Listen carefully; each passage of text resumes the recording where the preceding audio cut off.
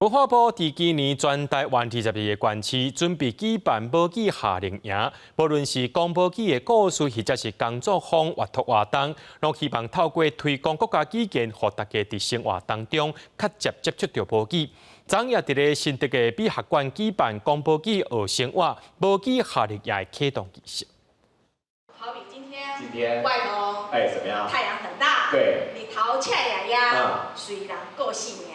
还是这是我们解决的啊。再来，大家现在都知道了，探吉优手，细命爱狗。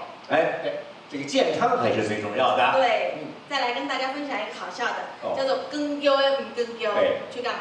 干嘛？看新娘在放牛。趣味的台语言语，还有来自外岛的妈祖基本故事，让现场观众是愈听愈深刻。今年文化部准备在全台22个县市举办通会母语夏令营对活动，用一种比较生活化的方式，大家来学母语，同时借着学母语呢，大家也能够互相认识、学习，然后互相了解。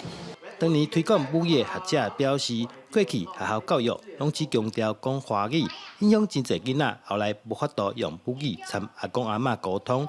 加在政府有看到这个问题。个语言若无去，迄个文化、迄个认同、迄个价值、迄个习惯，迄足侪下面都无去啊！说是联合国一直伫感觉，这毋是干那咱台湾有即款的问题。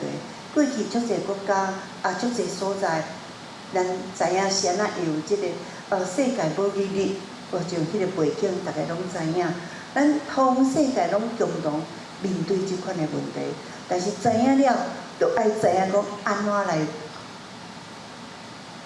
来解决这个困难。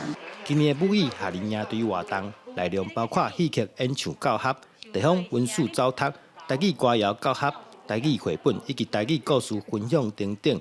活动在7月至9月举办，期待透过多元活泼趣味的活动，让母语发展正常化。记者杜君和新竹报道。